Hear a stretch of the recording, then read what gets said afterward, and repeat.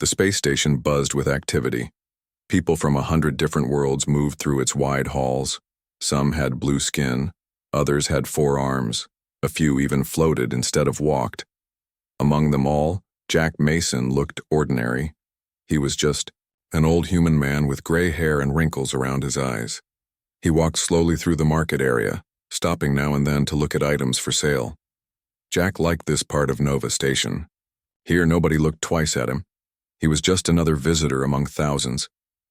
That's how he had lived for 15 years now, quiet and unseen, just the way he wanted it. He stopped at a small food stand run by a green-skinned alien with 3 eyes.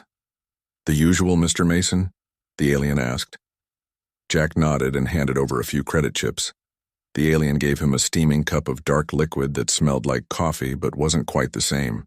"Any news today, Gluck?" Jack asked. He took a sip from his cup. Gluck's middle eye blinked nervously. "Imperial ships, more than usual. People say they're looking for someone." Jack frowned slightly. "Is that so?" He looked around the market.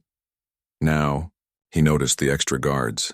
They wore the black and silver uniforms of the Empire's security forces. Their hands rested on their weapons. "Be careful, Mr. Mason," Gluck whispered. "Bad feeling about today?" Jack thanked him and continued his walk. He had planned to visit the old observatory deck where he could see the stars. Maybe that wasn't a good idea now. Better to head back to his small room and wait for whatever was happening to pass. He turned down a quieter hallway. The crowd thinned out. Jack walked faster. His room was just 2 levels up. He could take the lift at the end of this hall. Suddenly, the lighting changed.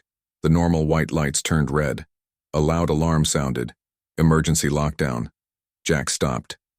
This was bad. A voice came over the station speakers. "Attention all citizens. This section is under temporary security protocol. Remain where you are. Compliance is mandatory." Jack looked behind him. 3 Imperial guards blocked the way back.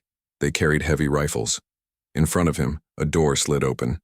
4 more guards stepped out, led by a tall figure in a black uniform, with gold markings. "Commander rank." "Jack Mason," the commander said. His voice was cold. "By order of the Galactic Empire, you are under arrest." Jack didn't run. Running would be pointless. He stood still and looked at the commander with calm eyes. "What's the charge?" he asked. "Espionage, possession of forbidden technology, inciting rebellion." The commander stepped closer. "Did you really think you could hide forever?" Jack sighed. "I wasn't hiding. I retired. There's a difference." He held his hands out in front of him, wrists together. "Let's not make a scene." "Commander?" "Sextoral," the commander said. He seemed surprised by Jack's cooperation. "Commander Sextoral of the Imperial Security Bureau." Jack nodded. "You boys are making quite the mistake, but I suppose some lessons need teaching." Sextoral's eyes narrowed. He signaled to his guards. 2 of them stepped forward and placed heavy metal cuffs on Jack's wrists. The cuffs glowed blue when they locked. "Take him to processing," Sextoral ordered. "Full security measures." The guards surrounded Jack and marched him toward the lifts. People pressed against the walls to let them pass. Many looked away, afraid to be seen watching. But some stared openly at the old human. A few even seemed to recognize him. One young woman gasped and put her hand over her mouth. In the lift, Jack stood quietly as they descended to the station's security level. The guards kept their weapons pointed at him, but he showed no signs of trying to escape. "Smart of you not to resist," one guard said. Jack smiled slightly. "At my age, I try to avoid unnecessary exercise." The guard frowned, not sure if the old human was making a joke. The processing center was cold and bright. Guards took Jack's fingerprints and scanned his eyes. They took samples of his blood and hair. They searched him thoroughly, taking his simple jacket, his belt, even his shoes. They gave him a gray jumpsuit to wear instead. Through it all, Jack remained calm. Too calm, Sextoral thought as he watched from behind a glass wall. The old human should be afraid. He should be begging for mercy or demanding to speak with someone from Earth's government. Instead, he looked almost amused. "Sir," A young officer approached Zextoral with a datapad. The preliminary scan results are confusing. Explain, Zextoral demanded. His age doesn't match our records, and there's something strange about his cellular structure. It's human, but different somehow. Zextoral took the pad and studied it. Run the tests again, and check his identity against all military records from the war, not just civilian databases. Yes, sir. The officer hurried away. Behind the glass, Jack sat on a metal bench, his cuffed hands resting in his lap. He looked directly at where Zextoral stood, though the glass was supposed to be one way. The old human smiled. A chill ran down Zextoral's spine. Something was wrong here. The arrest had been too easy. Suddenly, the lights flickered. Just for a second, then they came back on. What was that? Zextoral snapped. Minor power fluctuation, sir, another officer reported. Happens sometimes in this section. The lights flickered again. This time, the security screens showed static, for a moment before clearing. Check the systems, Zextoral ordered. All of them. Officers rushed to obey, tapping at screens and calling up diagnostic programs. In the holding cell, Jack Mason closed his eyes as if meditating. Sir, the young officer returned, his face pale. The additional scans, you need to see this. The datapad showed a military file. Most of it was heavily redacted, marked with the highest security clearance, but the name and image were clear. Jack Mason, Fleet Admiral, retired, Earth Defense Force, commander of the legendary starship Retribution, hero of the Battle of Europa, architect of the Proxima campaign. The man they had just arrested wasn't some minor spy or rebel sympathizer. He was perhaps the most brilliant military mind humanity had ever produced. A man who had been reported dead 15 years ago at the end of the Century War. Before Zextoral could process this information, every screen in the processing center went blank. Then a single message appeared on all of them. Protocol Lazarus. Initiated. The lights went out completely. When the emergency power came on 30 seconds later, the holding cell was empty. Jack Mason was gone. And across human space, something that had been sleeping for 15 years began to wake up. Alarms blared throughout Nova Station. Red emergency lights flashed in every corridor. Commander Zextoral shouted orders as his security teams rushed to find the escaped prisoner.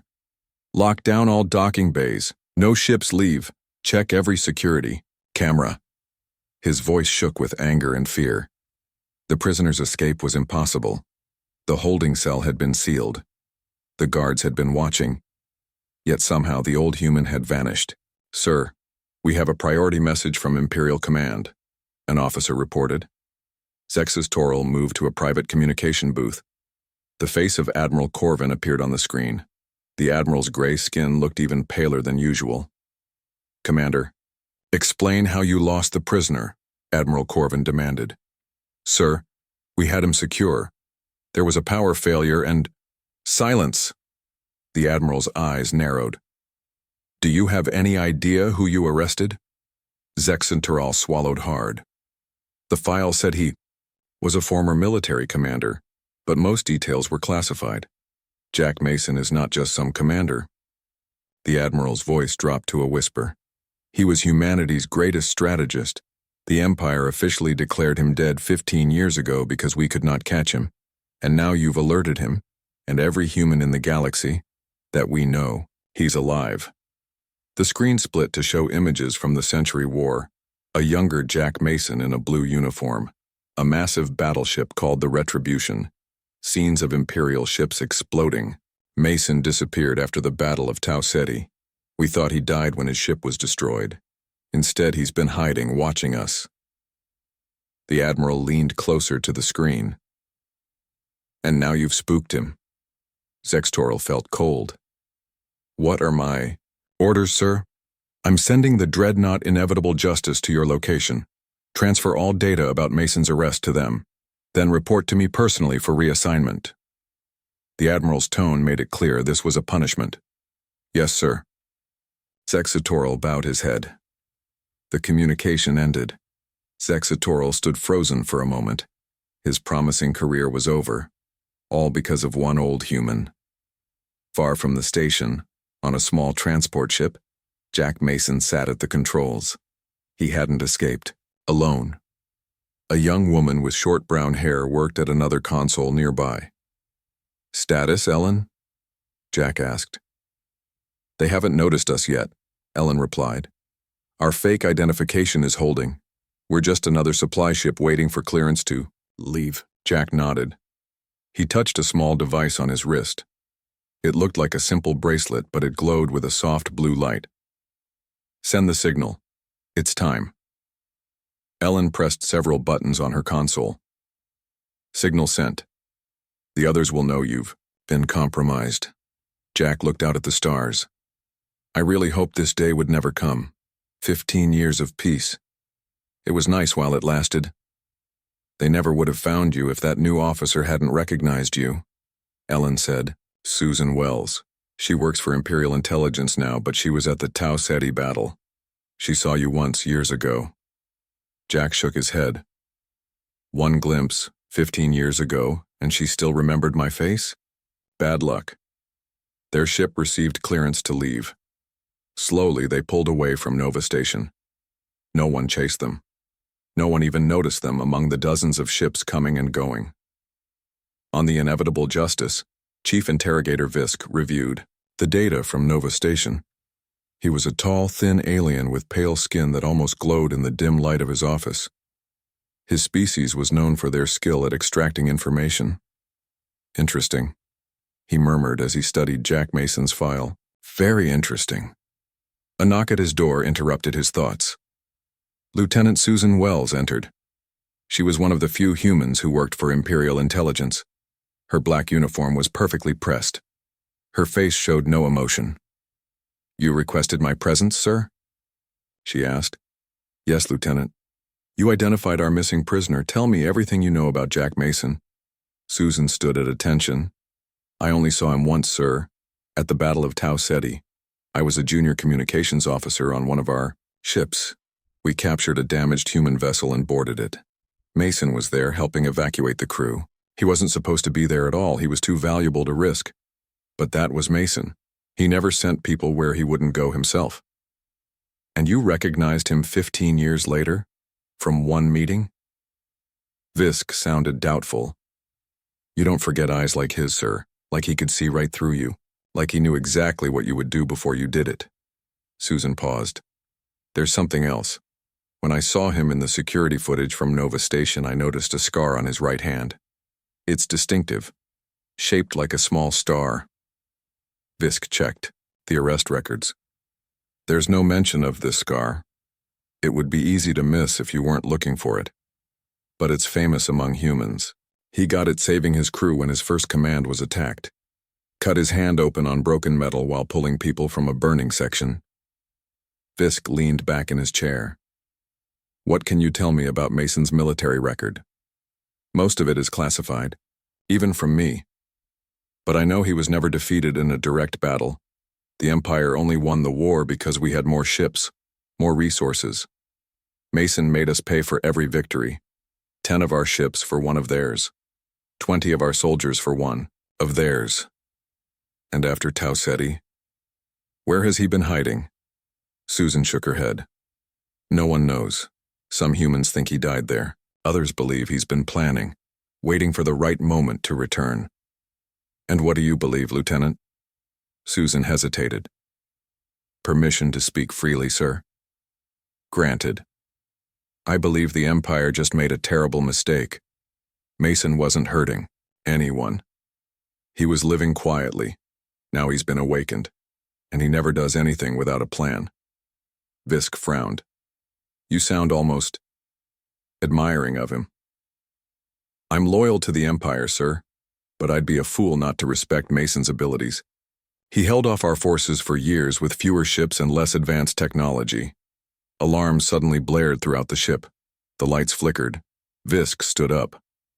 "What's happening?" he demanded. Susan checked her communication device. "Sir, we're receiving reports of attacks on Imperial outposts. 17 different locations. Simultaneous strikes." "Impossible. The human resistance was crushed years ago. Sir, incoming transmission. It's being broadcast on all frequencies. A screen on the wall activated. Jack Mason's face appeared. He looked calm, almost sad. Attention, Imperial forces. This is Admiral Jack Mason of the Earth Defense Force. 15 years ago, I agreed to disappear. In exchange, the Empire promised fair treatment of human territories. That agreement has been broken. Protocol Lazarus is now in effect. All sleeper cells are activated. All reserve forces are mobilized. The screen showed images of ships, human, warships that were supposed to have been destroyed years ago. I gave you peace, Mason continued. You've chosen war instead. So be it. The transmission ended. Visk and Susan stared at each other in shock. It was a trap, Susan whispered. His capture, his escape, he planned it all. On the small transport ship, Jack Mason turned to Ellen. Status report? All sleeper cells report ready. The hidden fleet is powering up. Agents in place throughout Imperial territory await your orders. Ellen looked up from her console. The retribution is ready, sir. Jack nodded. Set course for the rendezvous point. It's time to remind the Empire why they feared us. The small ship accelerated away from Nova Station, disappearing into the vast darkness of space. Behind them, the first reports of attacks on Imperial forces began to flood in. The storm had begun. The inevitable justice moved through space like a giant metal shark. It was the largest ship in the Imperial fleet, nearly 5 miles long. Its weapons could destroy a small moon. Admiral Corvin stood on the bridge, watching the stars. His face showed no emotion, but his hands were tight fists at his sides. Status report, he demanded. An officer approached with a datapad. 17 Imperial outposts under attack, sir. Reports are still coming in. We've lost contact with 6 of them already. And Mason? No sign of his transport ship. It disappeared from Nova Station before we arrived. Admiral Corvin turned to the large screen at the front of the bridge. It showed a map of nearby space. Red dots appeared where Imperial stations were under attack. These attacks are too coordinated, he said. Too precise. Mason had this planned for years. Sir, another officer called out. We've intercepted communications between human settlements. They're talking about the old man being free. They're celebrating. Corvin frowned. Mason is a symbol to them, a hero. He turned to his communications officer. Send a message to all Imperial ships. Jack Mason is to be captured alive. Maximum priority. In a quiet corner of the ship, Lieutenant Susan Wells received an urgent message on her private communication device. It was heavily encrypted.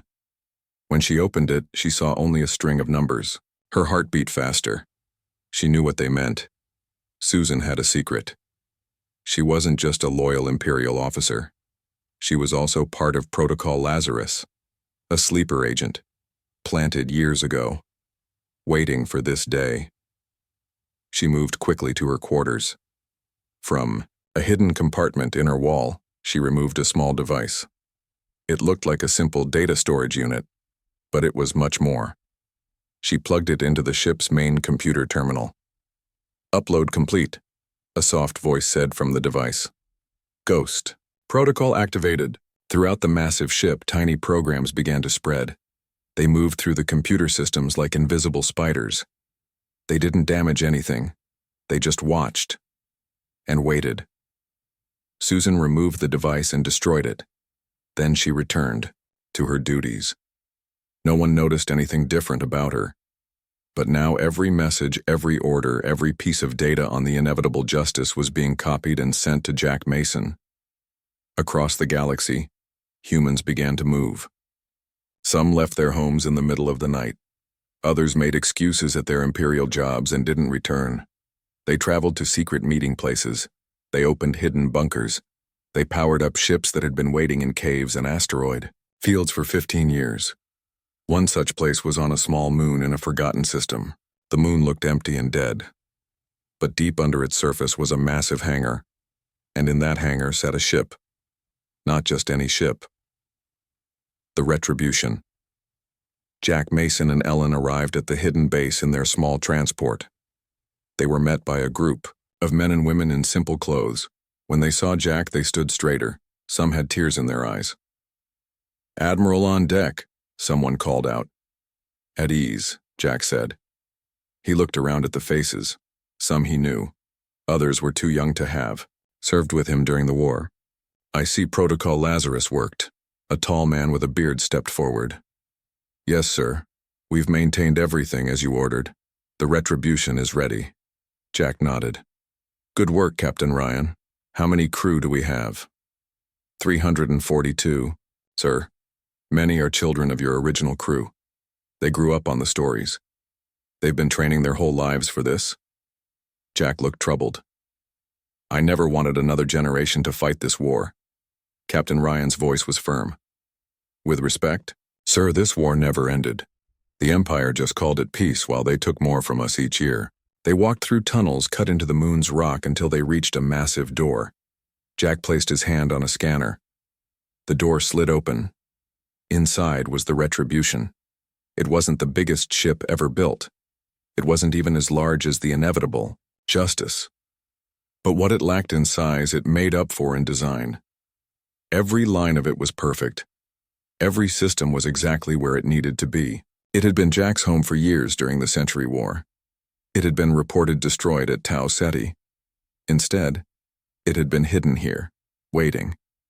"She's still beautiful," Jack said softly. The inside of the ship was busy with activity. People moved, with purpose, preparing for launch. They all paused when Jack entered. Many had never seen him in person before. He was a legend to them, the greatest commander humanity had ever known. Jack moved to the bridge. He touched the captain's chair, gently, like greeting an old friend. Then he turned to the crew. "I know what you're all thinking," he said. "The old man is back, the hero has returned, but I'm not a hero. I'm just a soldier who got tired of watching his people die." He looked each of them in the eye. "I tried peace. I tried hiding. The Empire has chosen war instead. So war they shall have." He sat in the captain's chair. It felt familiar. "Right. Captain Ryan, prepare the ship for launch. Ellen, communications. I want a secure channel to all Lazarus cells." The crew moved to their stations. The Retribution began to hum with power. Systems that had been sleeping for 15 years came to life. On the main screen, faces appeared. Leaders of the various human resistance groups across the galaxy. "The first phase is complete," Jack told them. "The Empire knows I'm free. They're scrambling to respond. Now we move to phase 2. One of the faces on the screen spoke up. "Admiral, we've received the data from your agent on the inevitable Justice. Their defense codes, their patrol schedules, everything." Jack nodded. "Good. Lieutenant Wells has done her job well. The inevitable Justice will be coming for me. We'll be ready for them." Another leader looked worried. "Admiral, we don't have enough ships to fight the entire Imperial fleet." "We don't need to," Jack replied. "We just need to hit them hard enough, fast enough to force them to negotiate. Humanity doesn't want to rule the galaxy. We just want to be left alone." The Retribution's engines grew louder. The great ship lifted off from the hangar floor. "All Lazarus cells proceed with your assigned targets," Jack ordered. "Remember, we're not fighting to destroy the Empire. We're fighting to show them we can't be destroyed." He paused. "And to all Imperial monitoring stations who are picking up this transmission, a message for Admiral Corvin. You should have left me alone." The roof of the hangar opened, revealing the stars. The Retribution rose into space, its hull gleaming in the light of a distant sun. On the inevitable Justice, alarms sounded. Admiral Corvin rushed to the main view screen. "What is it?" he demanded. "Sir, we're detecting a ship. It just appeared on our sensors." The officer's voice shook. It's the Retribution." Corvin stared at the screen in disbelief. "Impossible. That ship was destroyed years ago." "Sir, they're broadcasting a message." Jack Mason's face appeared on the screen. He looked older than in the historical records, but his eyes were the same, clear, determined. "Hello, Admiral," Jack said. "I believe. You've been looking for me. Let's talk." The two massive ships faced each other in the emptiness of space. The Imperial Dreadnought. Inevitable Justice glowed with power, its weapons ready. The human battleship Retribution waited calmly, like an old warrior who had seen too many battles, to fear another. On the bridge of the Inevitable Justice, Admiral Corvin stared at the image of Jack Mason on his screen. "Your message has been received, Mason," Corvin said coldly. "Surrender now and the Empire may show mercy to your followers." Jack smiled. It wasn't a happy smile. "Admiral, we both know that's not true. The Empire doesn't understand mercy." He leaned forward. "But I'm not here to fight you. Not yet. I'm here to give you a choice." "We don't negotiate with rebels," Corvin replied. "Then consider this a friendly warning," Jack said. "In exactly 1 hour, 50 more ships like the Retribution will appear throughout Imperial space. Ships you thought were destroyed. Ships with weapons you've never seen before." His voice remained calm. "But it doesn't have to happen. Pull your forces out of human territories. Recognize our independence. We can end this now." Corvin laughed. "You expect me to believe you have 50 more battleships hidden away? Impossible." Same way it was impossible that I escaped? The same way it was impossible that the Retribution survived?" Jack shook his head. "You never understood humans, Admiral. When we're pushed to the edge, we don't just fight harder, we change the rules." The communication ended. Corvin turned to his officers. "Prepare all weapons. Target the Retribution." Lieutenant Susan Wells spoke up. "Sir, respectfully, we should consider his offer." Corvin looked at her with cold eyes. "Are you questioning my orders, Lieutenant?" "No, sir. I'm suggesting caution. Mason has already proven he has resources we didn't know about. If he really does have more ships—" "Enough," Corvin snapped. "Mason is bluffing. One old ship can't stand against the Inevitable Justice." Susan fell silent. She knew what was coming. She had helped plan it. On the Retribution, Jack turned to his crew. "They're powering up weapons, just as expected." He nodded to Ellen. "Begin the countdown." Ellen typed commands into her console. Countdown initiated, 59 minutes remaining. Captain Ryan looked at the tactical display. "Sir, the Inevitable Justice outguns us 3-1. In conventional weapons, yes," Jack agreed, "but we're not going to fight them. Not directly." He touched a small control on his chair. "Activate the phase shield." The Retribution shimmered slightly. A thin blue field appeared around the ship.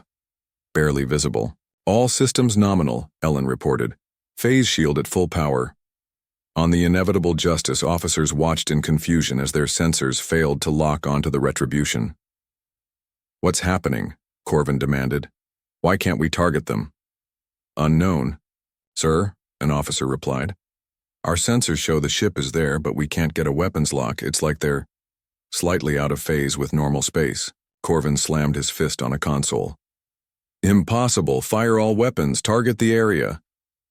The Inevitable Justice unleashed its fury. Energy beams and missiles shot toward the Retribution. But when they reached the human ship, strange things happened. The energy beams bent around it. The missiles passed through it as if it wasn't there. "No effect, sir," the weapons officer reported.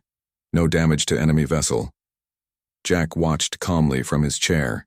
"Now, Admiral," he said quietly, though Corvin couldn't hear him. "Do you believe me yet?" The Retribution began to move. Not away from the Inevitable Justice, but toward it.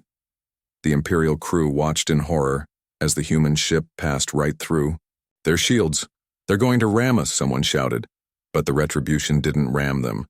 It passed through the Inevitable Justice like a ghost, causing no damage at all. The phase shield allowed it to move through solid matter without touching it. When the Retribution emerged on the other side, Jack opened communications again. "That was a demonstration, Admiral," he said. "Phase shield technology. Just one of the things we developed while you thought we were defeated." He looked at his watch. 53 minutes until my other ships arrive. Do you still think I'm bluffing?" Corvin was speechless. What he had just seen was impossible. No known science could explain it. Sir, Susan said quietly. Perhaps we should be quiet, Corvin snapped. He turned to his chief engineer. Find a way to counter that shield, now. The engineer looked terrified. Sir, I wouldn't even know where to begin. This technology is beyond anything. I don't want excuses. I want solutions. Jack watched the chaos on the Imperial ship through the data feed Susan had provided. They're panicking, he told his crew. Just as planned. Ellen looked up from her console. Admiral, we're receiving transmissions from all Lazarus cells. They're in position. Jack nodded. Good. Begin Phase 2. Across Imperial space, human agents activated hidden devices. On 50 different Imperial worlds, in space stations, in military bases, even in the Imperial Palace itself, small machines began to hum. On the inevitable Justice, the ship suddenly lurched to one side. The engines shut down. The lights flickered. What, now? Corvin shouted. Sir, we're losing power, the engineering officer reported. Something is draining our energy. How? Where? I don't know, sir. It's not coming from the retribution. It seems to be internal. Susan smiled slightly. The small device she had planted was working. It created a controlled quantum field that interfered with the ship's power systems. Not enough to be dangerous, but enough to make them helpless. Similar scenes played out across Imperial territory. Ships lost power. Weapons systems failed. Communications broke down. Jack opened a channel to all Imperial frequencies. His face appeared on screens throughout the Empire. People of the Galactic Empire, he began. I am Admiral Jack Mason of Earth. 15 years ago, I agreed to disappear in exchange for peace. That peace was broken when Imperial forces arrested me without cause. He paused, letting his words sink in. Your ships are now experiencing power failures. Your weapons have been neutralized. This is not an attack. No one has been harmed. This is a demonstration of what humanity is capable of. The message played on every Imperial channel. Even on the inevitable Justice, Admiral Corvin could only watch helplessly. In 45 minutes, my fleet will appear throughout your space. Not to conquer, not to destroy, but to ensure that humanity will never again live under Imperial rule. Jack leaned closer to the camera. I offer peace one final time. Recognize human independence. Withdraw from our territories. In return, we will share some of our technology with you. Refuse, and we will take our freedom by force. The message ended. On the inevitable Justice, everything was chaos. Officers shouted. Systems failed one after another. Admiral Corvin turned to Lieutenant Susan Wells. Contact Imperial Command. Tell them. He hesitated, pride battling with reason. Tell them we need to discuss Mason's terms. Susan nodded, hiding her triumph. Yes, sir. Right away, sir. The countdown continued. Minutes ticked by. The future of two civilizations hung in the balance. The Imperial Palace on the capital world of Nexus Prime was in chaos. The Emperor had called an emergency meeting of the High Council. 12 alien leaders sat around a large table, arguing loudly. News of Jack Mason's return had spread quickly. Reports of power failures and disabled ships came in from all corners of the Empire. This is unacceptable, shouted Councillor Drex, slamming his fist on the table. One human cannot hold the entire Empire hostage. The Emperor, a tall being with blue skin and silver eyes, raised a hand for silence. The situation is more complicated than that, Counselor. This is not just one human, this is Jack Mason. An aide approached and whispered in the Emperor's ear. The Emperor's face grew grim. Admiral Corvin reports that Mason's technology is beyond our understanding. The retribution passed through the inevitable Justice like a ghost. Our weapons had no effect. The room fell silent. These were the most powerful beings in the galaxy, and for the first time in generations, they felt fear. How much time remains before Mason's deadline? Asked a female counselor. 30 minutes, the Emperor replied. He claims 50 more ships will appear throughout our space. Do we believe him? Counselor Drex asked. The Emperor looked down at his hands. We didn't believe he was alive. We didn't believe he had the retribution. We didn't believe he could neutralize our flagship. At this point, we would be fools not to believe him. On the retribution, Jack Mason waited patiently. Captain Ryan approached his chair. "Sir, we're getting strange readings from the Inevitable Justice," Ryan reported. "They appear to be powering up again." Jack nodded. "It's a temporary fix. Susan would have left them just enough power to communicate with Imperial Command. They need to be able to surrender after all." Ellen checked her console. 28 minutes until deadline, Admiral." "Any word from the Emperor?" Jack asked. "Not yet, sir, but we're detecting a lot of communication between the Inevitable Justice and Nexus Prime." Jack stood up and walked to the front of the bridge. He looked out at the stars. For 15 years he had hoped this day would never come. He had tried to live in peace, to put war behind him. But the Empire had made that impossible. "Sir," Ellen called out suddenly. "Incoming transmission from Nexus Prime. It's the Emperor himself." Jack returned to his chair. "Put him through." The face of the Emperor appeared on the main screen. His silver eyes were hard to read, but his posture showed strain. "Admiral Mason," the Emperor said, his voice formal. "The Empire wishes to discuss your terms." Jack kept his face calm, but inside he felt relief. If the Emperor himself was calling, it meant they were taking his threat seriously. "I'm listening," Jack replied. "You demand independence for human territories. The High Council is willing to consider this, but we need assurances. Proof that you will not use your technology against us once independence is granted." Jack had expected this. "My goal has always been peace, Your Majesty. Humans don't want to rule the galaxy. We just want to be left alone."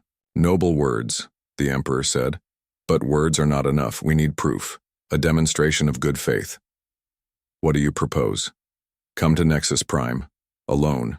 Meet with the High Council. Show us this technology of yours and convince us that humans can be trusted with it." Captain Ryan stepped close to Jack's chair. "Sir, it's a trap," he whispered. Jack nodded slightly. Of course it was a trap. The Empire would never willingly give up power.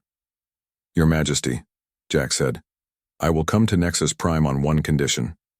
The Inevitable Justice must stand down completely, all weapons offline, and I will bring 2 of my officers with me." The Emperor hesitated, then nodded. "Agreed. You have safe passage. The Inevitable Justice will power down all offensive systems." The transmission ended. Ellen looked worried. "Sir, you can't seriously be considering this." "I'm not just considering it, Ellen, I'm doing it." Jack stood up. "You and Captain Ryan will accompany me. Prepare a shuttle." "But sir, this was always the plan, Ellen," Jack said quietly. Phase 3. Sometimes you have to walk into the trap to spring your own. 20 minutes later, a small shuttle left the Retribution. It carried Jack, Ellen, and Captain Ryan toward Nexus Prime. The Inevitable Justice made no move to stop them. On the Imperial ship, Admiral Corvin watched the shuttle pass. "Should we capture them now, sir?" an officer asked. "No," Corvin replied. "The Emperor wants Mason brought to the palace. Let him think his plan is working." Lieutenant Susan Wells stood quietly at her station. She had already sent a message to the Retribution, warning them of the Empire's true intentions. But Jack had responded with a single word. "Proceed." The shuttle landed at the Imperial Palace. Guards surrounded it immediately. Jack, Ellen, and Captain Ryan stepped out with their hands raised. "Welcome to Nexus Prime, Admiral Mason," said an Imperial officer. "Please follow me. The High Council is waiting." They were led through grand halls decorated with the spoils of 100 conquered worlds. Jack noticed artifacts from Earth among them, reminders of what the Empire had taken from humanity. The doors to the council chamber opened. Inside, the Emperor and the 12 counselors waited. Their faces showed a mix of fear, anger, and curiosity.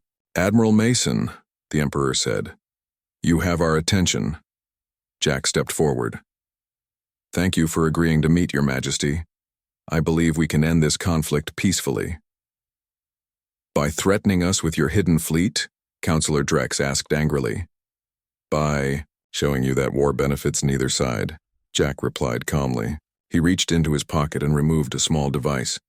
The guards tensed, but the Emperor waved them back. This contains the plans for our phase shield technology, Jack explained. As a gesture of good faith, I offer it to the Empire. In exchange for peace. The Emperor looked surprised. You would give us your greatest advantage? Technology isn't our greatest advantage, Your Majesty. Humanity's greatest strength is our adaptability, our determination. Jack placed the device on the table. We don't want to fight, we never did. The Emperor stepped forward to take the device. As his fingers touched it, the device glowed briefly. Suddenly, every screen in the room activated. Jack's face appeared on all of them. But it wasn't the Jack standing in the room. It was a recording. If you're seeing this, the recorded Jack said, then I am currently in the Imperial Palace, probably surrounded by guards, possibly about to be executed. The Emperor turned to the real Jack with anger. What is this? The recording continued. What you don't know is that while you've been focused on me, human agents have placed quantum link devices throughout your capital. Similar devices exist on every Imperial world. We call it the Freedom Net. Suddenly, the palace shook slightly. Outside the windows, a massive ship appeared in the sky. Then another, and another. 50 ships in total, surrounding the capital. Those aren't warships, the real Jack said quietly. They're colony ships, filled with humans who want peace, who are willing to share our knowledge, our art, our music. All we ask is freedom. The Emperor stared at him. You came here knowing we might kill you, Jack nodded. Some things are worth dying for. The room fell silent. Finally, the Emperor turned to the council. It seems we have misjudged humans, he said. Perhaps it is time for a new approach. 3 days later, the Treaty of Nexus Prime was signed. The Empire recognized human independence. All Imperial forces withdrew from human territories. In exchange, humans shared some of their technology and opened trade relations. Jack Mason stood on the bridge of the Retribution one last time. The Dia ship would become a museum now, a reminder of a war that had finally ended. What will you do now, sir? Ellen asked. Jack smiled. I think I'll go fishing. There's a nice little planet in the Orion Arm with the best fishing lakes in the galaxy. Captain Ryan looked confused. Fishing, sir? Sometimes the greatest victory isn't winning the war, Jack said. It's living well after it's over. He looked out at the stars. And making sure the next generation doesn't have to fight at all.